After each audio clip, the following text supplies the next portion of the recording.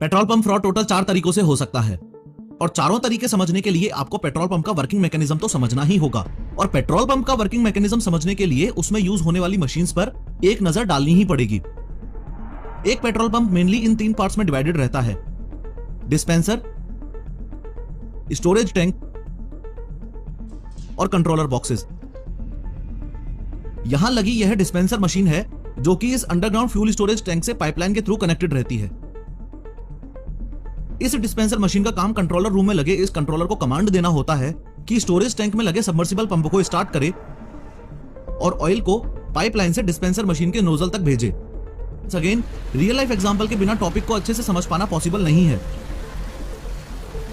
तो मैं मेरी गाड़ी में ऑयल डलवाने के लिए पास के ही पेट्रोल पंप पर गया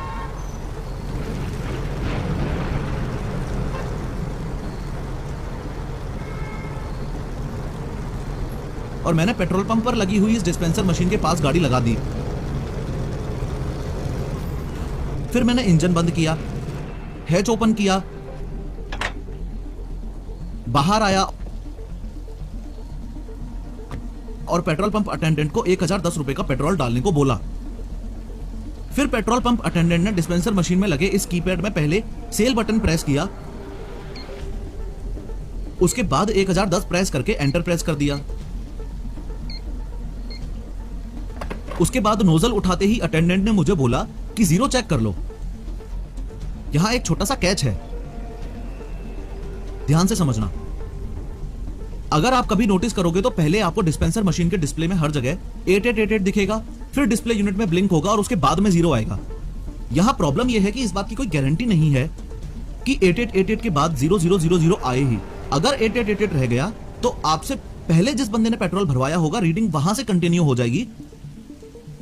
और बैड न्यूज ये है कि इस डिस्पेंसर मशीन में ऐसी सेटिंग्स की जा सकती हैं कि पास ही खड़ा दूसरा पेट्रोल पंप अटेंडेंट आपको बातों में लगा के आपका ध्यान भटकाकर रिमोट से ये कंट्रोल कर सके कि 8888 से ही पेट्रोल फिलिंग शुरू हो जाए और जीरो रीडिंग आए ही ना। इन शॉर्ट, जब भी आप रिफ्यूलिंग के लिए पेट्रोल पंप विजिट करो तो पेट्रोल पंप फ्रॉड से बचने के लिए डिस्पेंसर मशीन के इस डिस्प्ले में जीरो का बहुत खास ध्यान रखना है। एनीवेज, फर्दर अटेंडेंट ने नोजल को कार के फ्यूल टैंक में डाला और नोजल के लैच को जैसे ही प्रेस किया तो स्पीड से पेट्रोल डलना शुरू हो गया।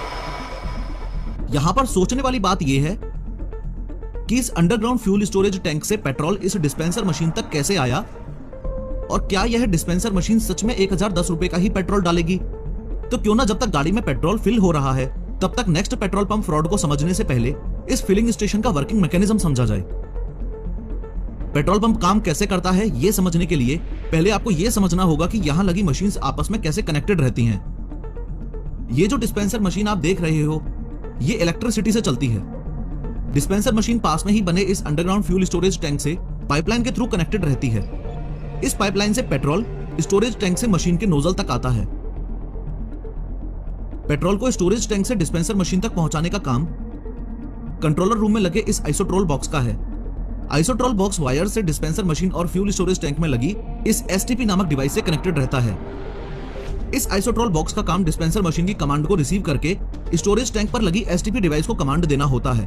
पेट्रोल पंप अटेंडेंट ने जैसे ही कीपैड से एंट्री करने के बाद नोजल को उठाया तो डिस्पेंसर के लोअर कंपार्टमेंट में लगे इस बूट स्विच ने कंट्रोल रूम में लगे इस आइसोट्रोल बॉक्स को सिग्नल भेजा कि डिस्पेंसर मशीन तक ऑयल पहुंचाओ। जैसे ही कंट्रोलर बॉक्स का सिग्नल एसटीपी को मिला तो स्टोरेज टैंक में लगी सबमर्सिबल पंप ऑटोमेटिकली चालू हो गई। सबमर्सिबल पंप में लगी प्रोपेलर ने घूमना शुरू किया और ऑयल को टैंक से उठाकर पाइप में ऊपर की ओर प्रेशर से भेजना शुरू कर दिया। यहां फ्यूल स्टोरेज टैंक की बात चल ही रही है तो दूसरे टाइप का पेट्रोल पंप फ्रॉड भी आपको समझा ही दूं। इस बात में कोई दो राय नहीं है कि पानी, नेफ्था और व्हाइट केरोसिन जैसे सब्सटेंसेस का यूज करके इस फ्यूल स्टोरेज टैंक में मिलावट बिल्कुल हो सकती है। लेकिन गुड न्यूज ये है कि आपके पास ये राइट है कि आप कभी भी पेट्रोल पंप मैनेजर को अप्रोच करके फिल्टर पेपर टेस्ट और डेंसिटी टेस्ट करवा सकते हो।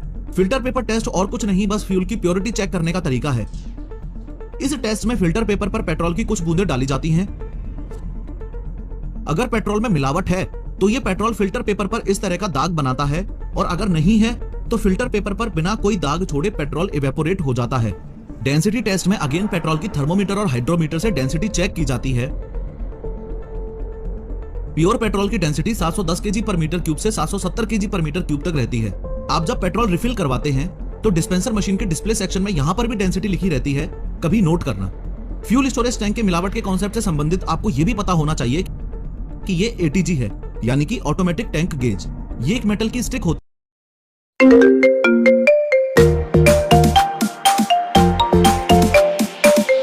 वाटर का क्या काम? तो मैं बताता चलूं कि बारिश के टाइम स्टोरेज टैंक में अगर इस डिस्चार्ज पाइप की कैप लूज है तो पानी स्टोरेज टैंक में आ सकता है। ये जो एटीजी देख रहे हो, मेजरमेंट्स के लिए इस एटीजी की जगह पहले गेज स्टिक यूज होती थी।